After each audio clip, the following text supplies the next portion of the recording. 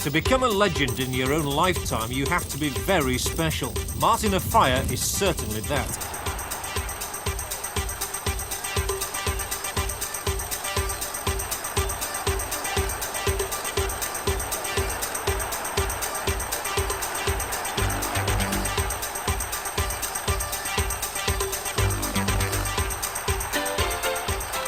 In 3 seasons as a rugby league professional, Martin Offiah has stamped himself as a candidate for the Sports Hall of Fame. To win such exclusive membership, he must maintain the astonishing rate of progress achieved through his unique skills.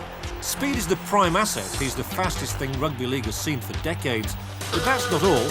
Although very much an individual, he loves to be part of a team, especially a successful one. He's a showman, a flamboyant artist who wants to be remembered as much as an entertainer as a sportsman.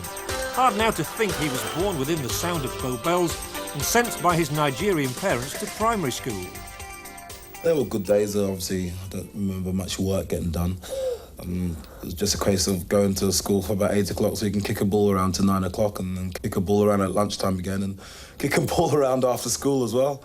And as I say, there were good days. I didn't get down to much work really until the 4th year. And I think my 11 plus suffered for that. And I think I was thankful that my brother was quite intelligent, so they automatically let me go to Wolverton Hall.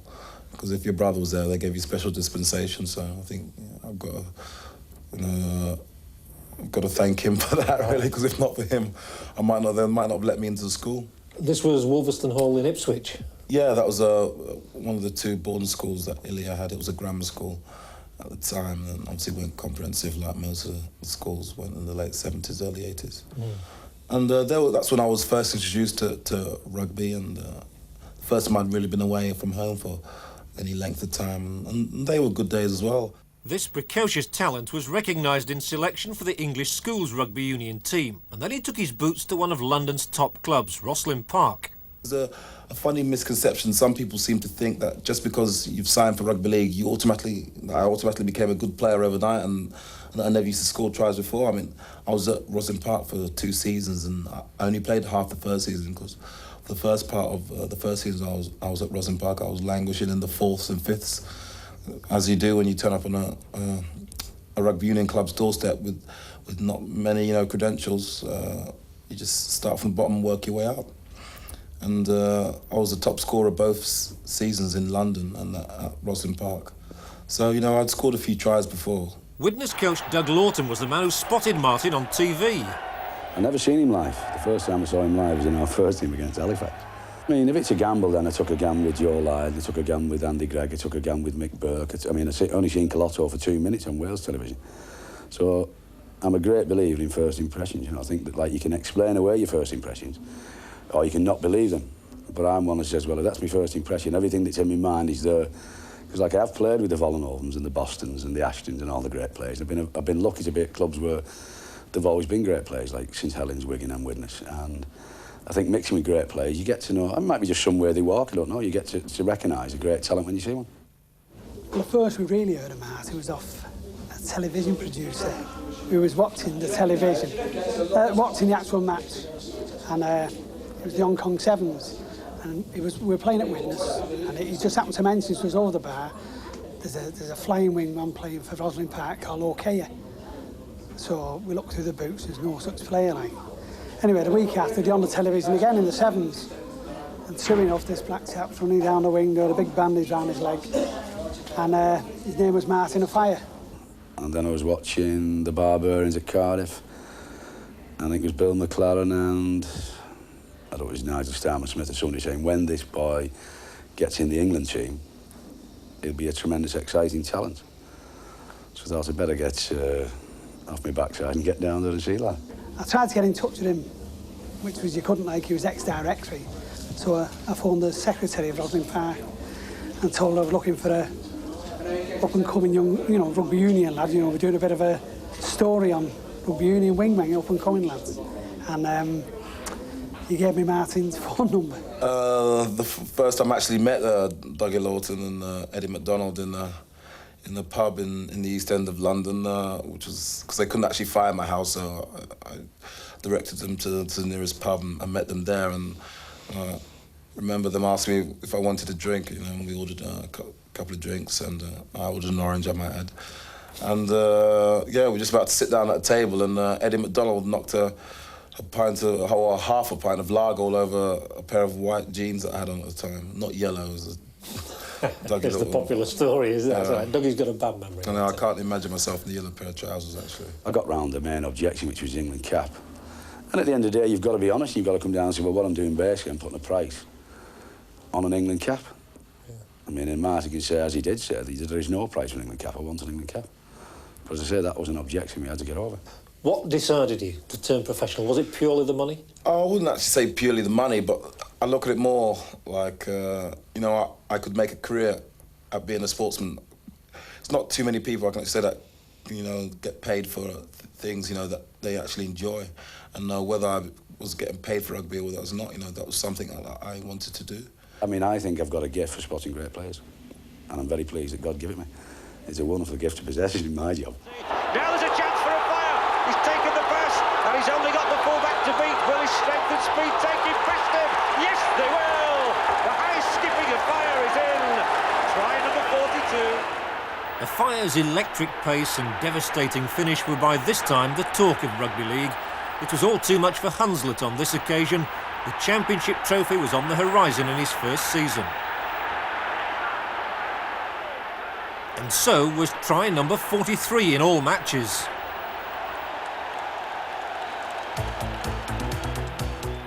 What a phenomenal first season it turned out to be. Once he'd crossed the Runcorn line for his first try, Martin never looked back. Records began to tumble at his feet. There were 42 tries for his club alone, and in one superb sequence he reeled off tries in 15 consecutive matches, 11 of them in the First Division. In response to public demand, he won his first international call. That was against France in Avignon. The match resulted in a comfortable win for Malcolm Reilly's side, and on the hour, Martin Offiah launched his Test career with his first try in typical fashion. It was to be the first of many. 2.5 years on, Martin enjoys some of the trappings of being an international celebrity. He's a household name at home and abroad, has guested on television quiz shows, appeared in fashion magazines, and gets regular fan mail. All unthinkable when he came north for his very first training session at Widnes. That was in the summer of '87. I remember coming down and being introduced to all the players one by one, and I think I was introduced to Darren Wright and Andy Courier and Rick Thackeray and a few others, and shook their hands and sat down and, you know, thought there's quite a big lads, a few of these. And on my first impression, I remember thinking, you know, like asking them what position they play, and they all said centre, wing, and I thought, you know, where's all the forwards? You expect, you know, to think in second when rugby union, it's normally the forwards, the second rows who are tallest people like Andy Courier and Darren Wright. But I must admit, I was quite amazed at the size of some of the players. Did the names mean anything to you? Before I actually signed for Widnes, I remember Dougie Lawton telephoning me, and I remember my first thoughts after the telephone call were, Widnes, aren't they that team that play in red and white? They're not bad, so that shows a bit about my knowledge of rugby league before I joined. But no, I must admit, I had heard of, before I actually arrived at my first training session, I had heard of Kurt Sorensen, and I had heard of Tony Myler, but I think that was about it as far as the Widnes player personnel was concerned. What was your attitude going into that session? Were you apprehensive, or were you absolutely determined to put on a show? I was. I've always been like that. I've always thought that first impressions count, and I must admit, especially when it came down to the sprinting, you know, I wanted it to be known that there was a new kid on the block, as, you know, as to say. And I think that I turned a few heads, you know, which is always a good thing to do, and things went well pretty much from day one. When he came down for the first training session, we had a game of tick and pass, and it really proved to us from then, from the first training session, that he had the ability to go all the way, and he's proved that.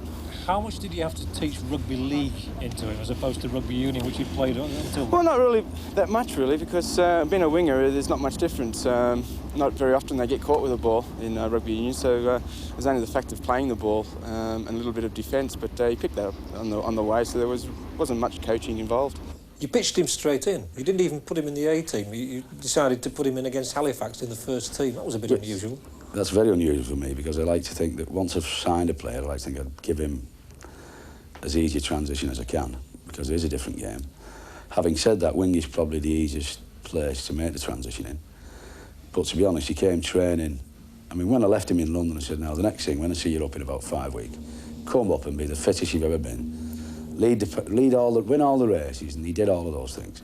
I mean, the lads, you know, if I'd have left him out, the lads would have started going crazy because he was whipping them all to pieces in second pass. So we stuck him in. I think it was about 5 or 6 games before he scored, but... Has it sort of changed your game at all, playing alongside him? Well, it has. I think before Martin came, Widnes went through a period where they didn't have real specialist wingers. John Basnett had just left and he filled that gap. And he brought me along, well, so I'd only just started off real at the same time. Yeah. Do you ever try and keep up with him? Well, I'll take over him half the time. You know, it's always nice to know that wherever you break, he's got good vision, support vision, and he tends to be on one of your shoulders. So it's you don't, you know, initially run to his left wing. You run where the gap is, but if you make space, you know, he's usually there.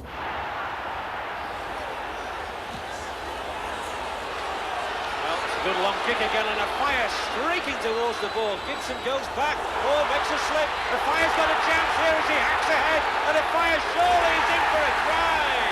A disastrous mistake by Steve Gibson. This was a try which showed another side of Martin Offiah. Pace gave him the chance to pounce on a mistake, but it was allied to courage. Self-preservation ignored as he injured himself against the post in the act of scoring. The world's press had come to witness the rugby league debut of Jonathan Davies, but Offiah was not to be upstaged. Now they're calling it Paul Hume. So it looks like 2 more important championship points here for Widnes, who started the day 3 behind the leaders Castleford. And Offiah's come, and Offiah comes into the action, and you don't stop Martin Offiah. Well, they've come to acclaim a new hero, but Offiah's not going to be out of the spotlight for very long. His was a breathtaking performance in this match by any standards. Every one of his tries is different. His Widnes teammates obviously look out for him whenever possible close to the line, and he enjoys scoring so much he's usually somewhere around.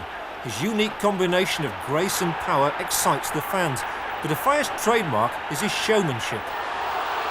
Now a break, and the speed of Myler, and Offiah's on the left, and Offiah is away!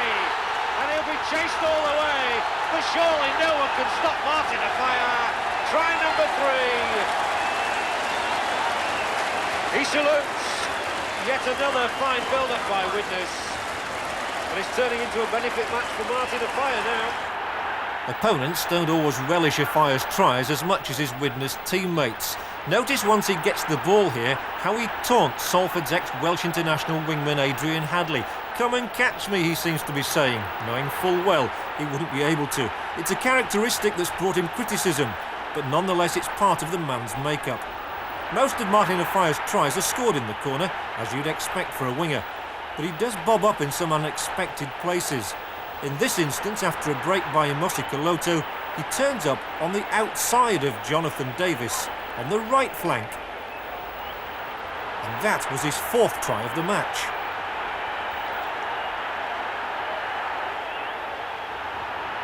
It was a cotton wool introduction to rugby league for Davies, who afforded us one tantalising glimpse of his genius. His day was to come later. This one belonged to Martin Offiah. You give the impression of being supremely confident, and yet I think early on you got quite nervous, especially about the big occasion matches, and didn't, you know, when you were first sort of mooted as an England player, a Great Britain player, you thought, I'm not quite ready. Well, obviously things moved along pretty quickly, and I believe in taking things as they come. And obviously the more of the importance of the occasion, and I suppose like any other player, I mean, you get nervous. I mean, I would not try and be so bold to say, you know, that I never got nervous and that I wasn't inexperienced.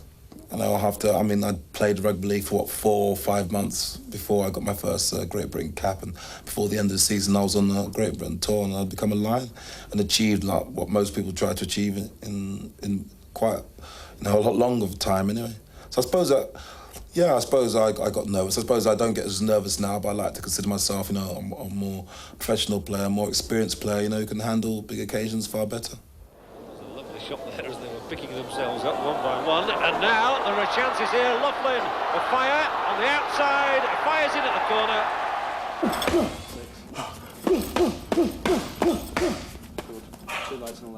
Fitness is a key factor for any professional sportsman. Boxing sessions with his best pal, Dave Myers, the Wigan winger, form just one small part of the essential training schedule.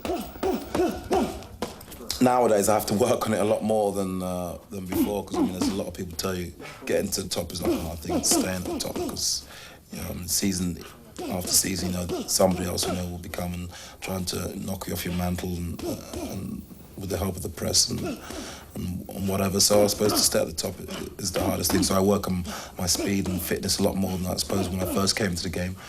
When I'm quite young, you think that everything comes easy and you don't work, you don't try to aspire. But when you are at the top, I suppose you realise what more you have to lose, and you tend to work at your game, all aspects of your game, a lot harder. He's lucky he's got a level of natural fitness. I mean, we often talk about people having natural fitness. Martin has. He can miss a couple of training sessions and still perform on the day as well. And he keeps himself very fit. I mean, he watches what he eats, and he's a natural athlete. He's very dedicated to his sport. Now, you're pretty busy on a Sunday afternoon, obviously, Yes. with treating all the players' injuries. Are you actually able to enjoy him in full flight when he's charging off down the wing as well? Yes, I am. I'm always sort of heart in mouth. I mean, Martin's that type of player where you get goosebumps. Tony Marler's another player like that, where you think, that you just know they're going to do something extraordinary. He's never failed to, not only amaze me, amaze all the players around the club, all the coaching staff, everybody, because the things he does, I haven't seen another player in the game ever do those sorts of things. As a watcher, then, he excites you? Yeah, there's been times like when my assistant said we've lost this one, I said, hold on, Martin hasn't scored yet. So you always think that if you're within the distance, that he might just get in. Important scrum that for Ayres to win for Widnes. He's not the regular hooker, of course, as Culotta once more sets off. Oh, and he gets the ball away in the tackle, and Offiah is here! Offiah's got his try! Oh, isn't he joyful? Offiah knew exactly what was on there. He throws the ball into the crowd, takes the congratulations of the Widnes fans. Offiah's broken what was for him a barren run. Once the ball was in his hands, he was on his way. No one relishes scoring tries more than Martin. His distinctive style lends itself to exuberant celebrations. So whenever he's on his way to the opposition line, you can almost hear him singing in jubilation. His colleagues are used to joining in. But imagine what it's like if you're in the other team. The opposition doesn't always appreciate the antics. I remember a player, and I won't name him, a couple of years ago, who was a bit furious about the fact that I think you'd waved to him on the way past, sort of thing, and he said, one day I'm going to catch him. Now, do you think there are a lot of players with that attitude towards you? Well, I don't seem too big-headed, but I suppose, obviously there's going to be a few people that are going to have that kind of attitude towards you. I mean, like anything else, in life. If they can't catch me by one way, I'm sure they'll catch me by another way. It's sort of just part and parcel of the game. Obviously, if you're scoring a lot of tries, then people are going to try and stop you any which way they can. You do like to celebrate tries, though. Do you think sometimes you overstep the mark? Oh, well, maybe I do, maybe I don't. I think that's not really the issue. I mean, I enjoy myself, and that's what I enjoy doing. Obviously, I take a lot of stick in certain quarters of the press and so, other areas, other coaches and maybe players as well, I don't know. But as I say, I like to enjoy the game. I know the game is a highly professional game, but I still think there's room for characters in the game, and I think it will be a sorry state of affairs if rugby league is purely a professional game with no characters, and people can't come and have a laugh about certain things as well when they come to watch a game on a Sunday afternoon. Brilliant individual that he is, Martin would have achieved nothing without the ball. And that's where playing in a great side comes in. He didn't choose Widnes, they chose him. But he appreciates he's with the best possible club to exploit his talent. Obviously, it's good, everyone likes to play in a good side, and I think Dougie's got a pretty good side together there. And I do enjoy playing for Great Britain and everything, but it's also, you always look forward to, getting back to playing with the lads as well. Well, it's like the United Nations in our changing room. You've got Australians, New Zealanders, Scotsmen, Tongans. Joe Grimm is from Malta. So it's, it's a cultural shock to everybody who walks in our changing rooms because, but we all mix together. We have a pint after the game, and it's, Widnes a small family club, and, everybody has been welcomed with open arms. That's got a lot down to Doug Lawton. He's got a good bunch of players together. Not only are they good actual rugby players, but they're also good lads as well. And as you say, they've all come from different backgrounds, different cultures, and they've all got an ingredient to add to the recipe. And obviously things have worked pretty well. Widnes's teamwork was never better illustrated than when it came to the crunch in the championship decider against Wigan on April the 16th, 1989. It was winner take all, and the match winner was in a number 5 shirt. Grimmer.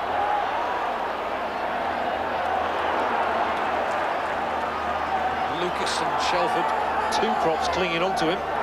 Paul Hume, Sorensen looking for that gap, and Ayres. For Sorensen once more, they've kept it going. Dowd just managed to hold on there. Alan Tate has got support here from Martin Offiah. And it fires it in the corner! Yes, oh yes! Well worked try. Offiah's 50th of the season for Widnes, and it's given them something to cheer. Everything Martin Offiah does is accomplished at speed. Even in slow motion he appears unstoppable. In this case, notice the classic S-bend which outwits the defenders and turns Wigan inside out.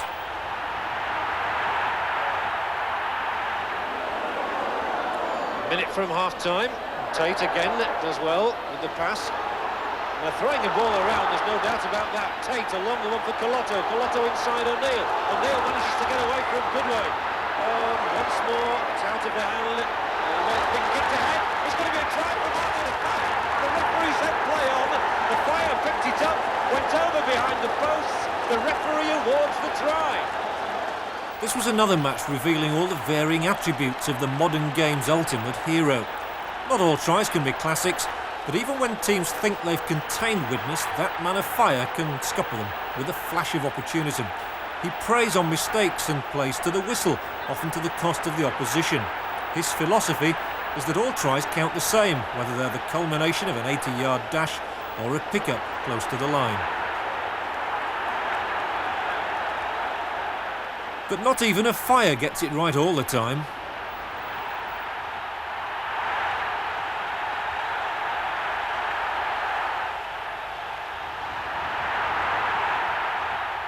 It wasn't long before the press dubbed Offiah Chariots for obvious reasons. Wigan's wheels came off when he left everyone in his wake with one of the most memorable tries ever seen on television. Just watch and admire as he seems to take on and beat the entire Wigan team.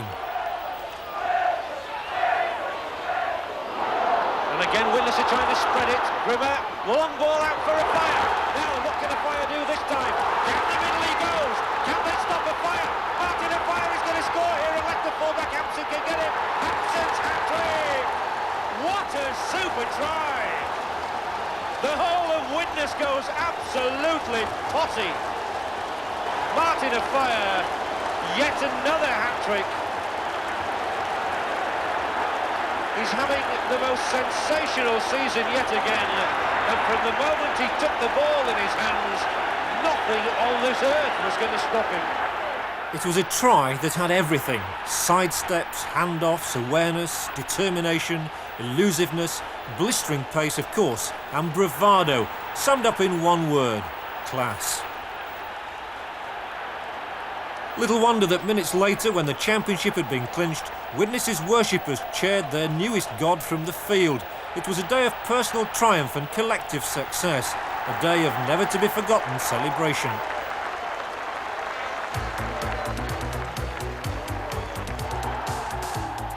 The second season had been even more spectacular than the first. 60 tries in all, 58 for Widnes, 5 in one match against Warrington. There had been 8 hat-tricks and a century of tries in all competitions in record time. He was the hottest property in rugby league.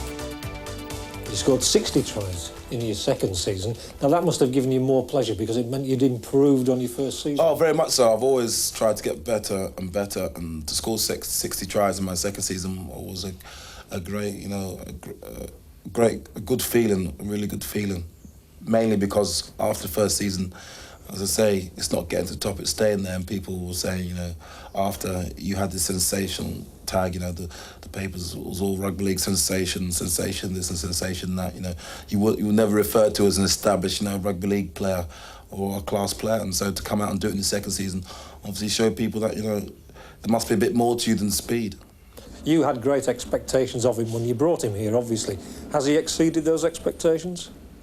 Oh, you'd have to say that, yes. I knew I had something special, but there's a Wigan that goes in my local and occasionally say to him, like, I said when I signed Mick Burke, I said, I've signed a great player here. And then when I signed Offiah, I said, I'm sick of you telling me you signed great players. I saw Offiah play in the Lancashire Cup final, and I don't think he was 100% fit. But even Offiah, 75% fit, you can see he's a classy wingman. I like the way he runs. He's obviously very fast, and I think he's a very good wingman. And it's great for the game that people like Martin Offiah have come along. Yes, I think we need more characters in the game. If you talk about the 50s and the 60s, you can take any team in the league, you can name 5 characters. And at the moment, I think you struggle to name 5 characters, or even 2 characters in every side. In my recent history, Martin Offiah is not like any other winger. He's so good and he's so special in that special way of his own. It just sets him completely apart from everyone else. You've played with and against some of the greatest players. Where would you put him at this moment?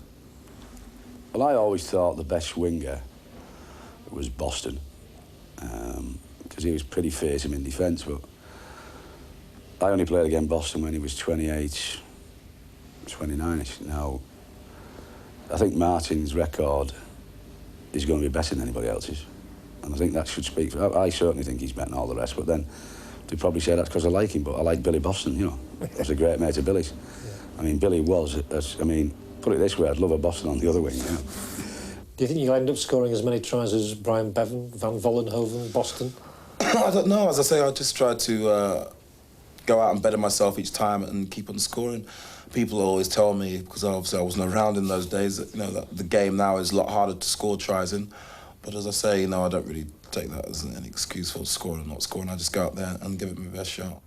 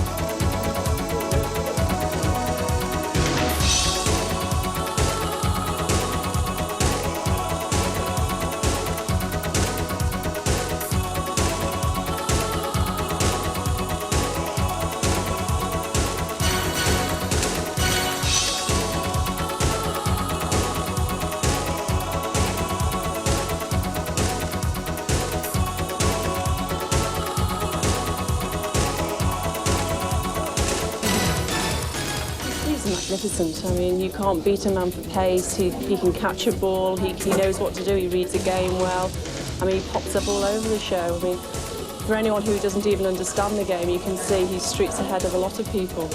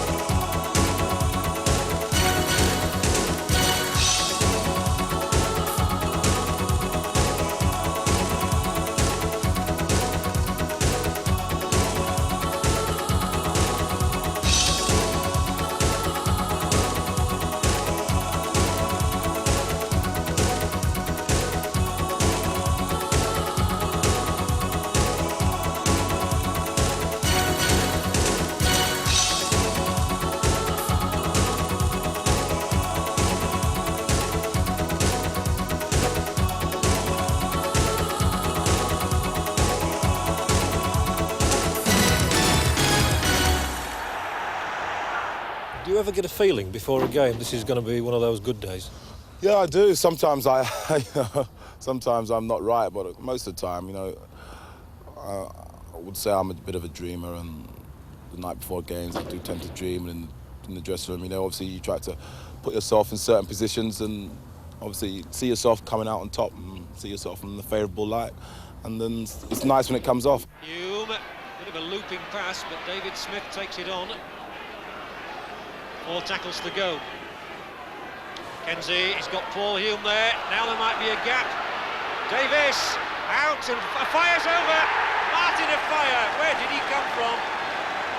Wriggles over that line. The left winger bobbing up in the right centre position. And Offiah's 22nd of the season could not have been better timed from a Widnes point of view.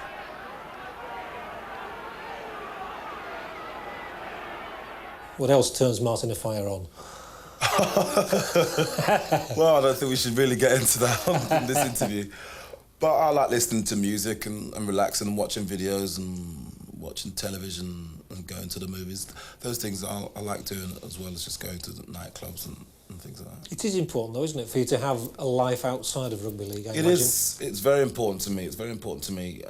Sometimes I do like to get back down to London and just, become a face in the street again, because I do find that quite enjoyable and going out down there. So it's good to be able to get away from it. And when I go out, I don't like to go to places, where I'd say that, most people who watch rugby league would frequent. I like to go to different sort of places and have a good time, and just rugby league is forgotten that for the evening, really. Is it impossible to be just a face in the crowd up here? Well, I suppose it more so. It's a lot harder, obviously, up here, which is good, really, because rugby league is becoming more higher profile, which is good for me personally and also good for the game. So you've got to take the rough with the smooth, as people say. You've been almost like a father figure to him, haven't you? Yeah, but he's been like, because it has to be difficult. You come to a place like Widnes, he was probably one of 3 or 4 or 5 black people in the town. He's left London, he's got no relatives up here or nothing. I think the first Christmas I put a little thing in my column saying we've got a lad up from London who can't go home for Christmas because of all the games. Send him a Christmas card. I think he had about 400 or 4. He couldn't open his door anyway. And he came to our house for Christmas dinner. But he's not only like he's like a son to me, and he's pretty damn good with my own children and the wife, What do your mother and father think of the progress you've made as a professional sportsman? All my family are quite happy. It's good to have a family, that are behind you in 100% of whatever you do. Obviously, they would have preferred me, to become a doctor or a lawyer or something like that. But, they're happy that, that I'm making a success in what I've chosen to do. Are they able to follow your career? Yeah, they all do. They all follow my career. My mother doesn't like to watch the game in person. My brother's been to a couple of games and things like that, but they will all watch it when it's on television. If they can't get games, I video some games and send them to them. But as I say, my mother's not too keen on watching it live. I think that's got something to do with the fact that she came to watch my brother play at school once, and he got a bit of a bloody nose, so since then she's never been too keen on watching us play. What mothers are like, very protective about their children. I think you're too quick to get a bloody nose, aren't you? Oh, well, I get caught now and then. But not very often. Although he's inevitably a marked man, Offiah is quick enough to avoid trouble. Jonathan Davies is just one of a host of Widnes stars capable of bringing the best out in him, as just about every team in the league can testify. The ones on the receiving end this time were Hull.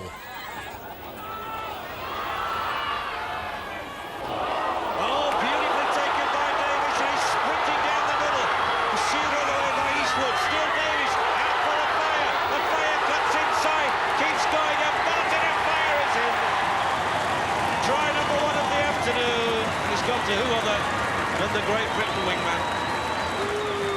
It was a lovely slip short pass to Jonathan Davies initially, which got him going at fully 40 yards, and Offiah was not to be stopped at the end. The emergence of former Welsh pin-up boy Davies as a genuine rugby league star means opponents have yet another danger man to watch.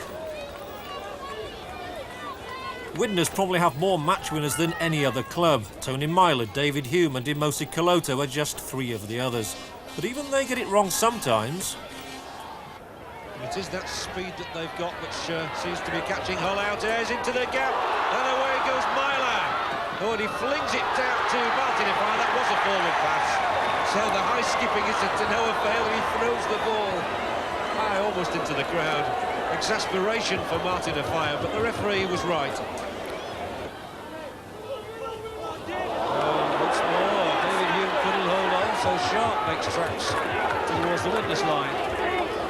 Made a few mistakes in the second half of witness. Yes, I think it's time for them now to cut out their sort of fancy football, just steady it all up, get everybody used to feeling the ball again, taking it through, using up your sixth play of the balls and settling down. They're trying to do everything at 100 miles an hour. They were so much on top at one stage in the first half, you wouldn't have believed it possible. That ball is put down, and it's put down and given to Offiah. Oh, they won't stop him. Away he goes. Thank you very much, he says. That's killed Hull off. One simple mistake, just what you were talking about. Try number 38 for Martin Offiah, and that surely has eased Widnes into a winning position.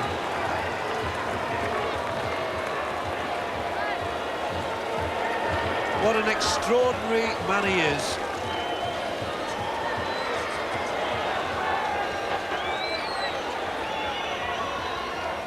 Widnes still have good chances, plenty of chances to score.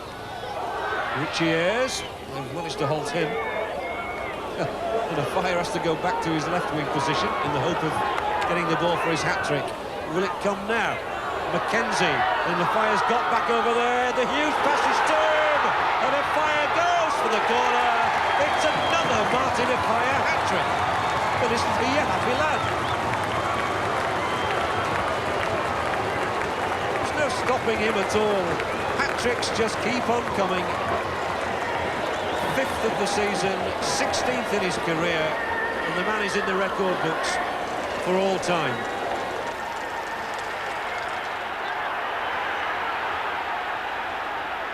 The meteoric rise of Martin Offiah has been reflected at all levels. In 5 international appearances against France, he's scored in 4 of them. This try in Perpignan must have made him seem like the Scarlet Pimpernel to the French defence. He's so keen to impress on the biggest rugby league stage of all that the Australians and New Zealanders can expect to see much more of Martin Offiah as well. By the end of his 3rd season, Offiah, top scorer in the league for the 3rd consecutive time, had etched his name firmly in the record books. His feats predictably meant awards were coming his way again. Tonight, the top try scorer receives £25 a try, and the top marksman £5 a goal. Would you please welcome on stage to receive £1,125 and £975 respectively. A warm welcome, please, for Martin Offiah and Mike Fletcher.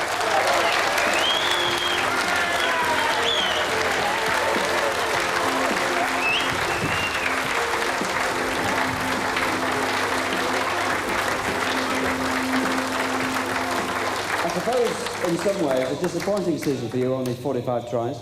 Yeah, it's disappointing that I've only got 45, and it's disappointing that you're still only paying £25 a try when you're doing the same 3 seasons ago.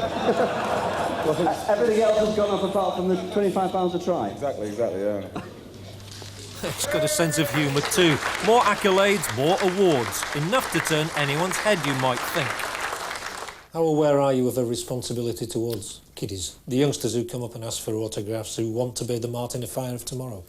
Yeah, obviously, I think I like kids a lot, and contrary to what a lot of people think, you know, like you could be coming off after a match and somebody just stepped on your hand, you got a bad ankle, you got an injury, and your first commitment is to yourself and to the team to get in there and treat that injury. And if you don't stop to sign a person's autograph after 80 minutes of intense football, and then tomorrow in the papers it might say, or on the terraces people saying, oh, that Martin Offiah, you know, he's horrible, he doesn't sign kiddies' autographs. For one incident like that, they don't like step back and look at the situation, because I like kids a lot, and I've got lots of time for them, and you know, many a time, you know, kids come to my door and disturb me at all hours of the day and night, and no matter what I'm doing, you know, I'll always got time for them. There was a saying in the town that Dougie's done a lot for Martin, but that is true. He's also done a damn lot for me. You know, he's helped me side win, and he's been a nice he's no trouble to have as a coach. I've heard people say he's a bit distant, but he's not. I mean, all the stories, you'll always get stories about great players, but he's got wonderful time for kids. He never knocks a kid away. I mean, the little lad from next door coming out, he's only 3, he's a smarty, like, from next door's kid, real smart kid. And he said to Martin, when he seen the inside of Martin's hand, he said, "They're white." He said, "So all the rest of it's muck." Now, the wife looked at me and I just laughed and Martin laughed. I mean, but like, that is it. I mean, a fella, I went to a wedding once, he wanted to see him, he said, "I've got to go to this wedding." I said, "He's a mate of mine getting married," like, so we went. I said, "You can come to do it." I said, "It's only in the local." And the fella whose wedding was got a bit out over the top, like, and he fell. As he fell off the stool, Martin caught him. So Martin, instead of putting him on the stool, put him with his back to the wall. He said, "What have you done that for?" He said, "Well, if you fall that way," he said, "I'll be able to catch you." So that's the kind of fella he is. He's a star, but he's very human. Oh, he is, yeah. You know, I mean, I won't meet many nicer fellas. What's been the greatest moment for you in rugby league? The greatest moment for me in rugby league? That's a pretty hard question because there have been hundreds of great moments. But obviously, I suppose the 2 that stick out, or 3 that stick out, I suppose, winning the Test match against Australia at Wembley, beating Canberra Raiders, and winning the championship, I suppose, against Wigan. That title decider we had the last game of the season. But as I say, there's hundreds of more that I could pick out. And pulling on a Great Britain jersey. I was pulling on the Great Britain jersey, yeah, going on tour, playing my first game in the Sydney competition. You know, these are all like moments that I remember, but obviously, you know, they're for when I retire. Those things are for when I retire. And the worst moment? Oh, obviously, it's got to be dropping that ball in New Zealand in the 3rd test of the summer tour in 1990. Yeah, that would definitely stick out in my mind as the worst moment. Obviously, you know, I think the week before, having scored the try which clinched the series, you know, from such a high to come down such a low, but it just it helps you keep perspective, and it's not a good thing to happen. You know, it could have happened in a game where we ended up winning by 40 points and nobody would have mentioned it again, but because it happened in such a big match, was beamed live from the other side of the world, and it was for World Cup points and things like that. And even though it did happen in the beginning of the game, I still managed to score a try. You know, it still hangs over your head, and people, you know, still like to mention it as well, and more and more. I remember once a reporter saying to me, "No, did it bug you the fact you dropped that ball?" I said, "It's not the fact that I dropped it now which bugs me. It's the fact that people keep reminding you. That's the fact that bugs you." But as I say, it's part of life. You know, I'm a firm believer of taking the ups and the downs, and you've got to soldier on, and great things have happened to me even since that. The new season gave rugby fans in Wales the chance to see Offiah live in action in the Charity Shield against Wigan at Swansea, and he didn't disappoint them.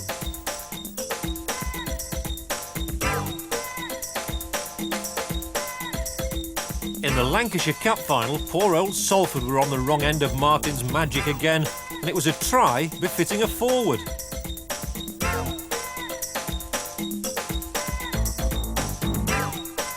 The next milestone in the Martin Offiah story was his 100th try in the First Division.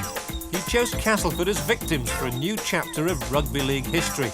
He reached the century more quickly than Billy Boston, Tom van Vollenhoven or any of the all-time greats. Rugby league honours his achievements, but that doesn't mean that opponents stand back and applaud. The game wouldn't be the same if they did.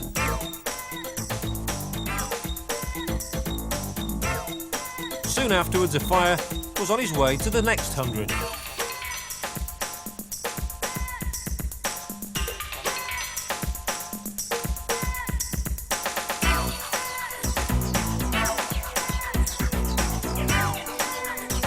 And soon after that, on his way to yet another hat-trick.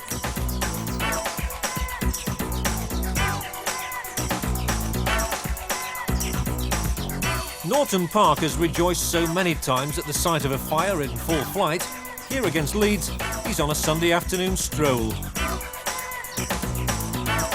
Witness his supporters share with the man the joy he brings with every try. There have been lows too, like the Ashes' defeat by Australia after Britain won the first test at Wembley. The within 24 hours of despair at Elland Road, he was back in club action at Oldham, doing what he does best, scoring tries and adding to the reputation of being one of the most exciting players ever to grace rugby league. Martin Offiah is still only in mid-20s. This is only his 4th year in a sport that's booming. No one personifies its high profile more than Martin Offiah. Do you think he will go on to become one of the all-time greats in rugby league? Well, I think he already has proved that. He's a top try scorer in 100 games, league games, so I think he's proved to everyone already that he is one of the greatest, so it probably won't be too long after he's probably finished that he's in the Hall of Fame. I think he's certainly, and I don't think particularly he'd want the allocate that he's the greatest, but I think he probably is. What do you think you'll do when it is all over? You've said you might have another 10 years. Yeah, I'd like to think that I have another 10 years. I'm not really looking to retire until I'm at least 35. I know that John Ferguson in Australia has played on that long, and so I like to think that I could do that as well. But when I retire, I've always been a person that's liked to keep my options open. I've never been one to say that I'm going to do this in 5 years, I'm going to do that in 7 years, I'm going to do this in 10 years. I've always liked to think that, when I get to that stage, I've got the option of doing this, that, or the other, So I like to keep it like that. Obviously, coaching is something that I would like to do. I feel that, that I do have quite a big input in the teams that I play in now, whether it be for Great Britain or whether it be for Widnes, even though that I do play on the wing, and there is a bit of a, a stereotype that the wingers are only out there and they catch the ball and run, and that's. But that's, as people who see me play know that that's not the way I play. And as I say, I've got Doug Lawton to thank for that, because obviously he's talked to me a lot and we talk about the game quite a lot and things like that. There's one thing, you'd be able to sit down because of modern technology and look at 100 odd tries, 200 odd, 300 odd. Maybe. Yeah, maybe, I don't know, I'm not sure. I think I'm getting close to 200 now. And obviously, I'd like to get past that and, as I say, just keep going and going. I've only been in the game, at the end of the season will be 4 years, so, with another 10 to go, who knows how many I could score. It's 1,000. We'll have to see how far I get.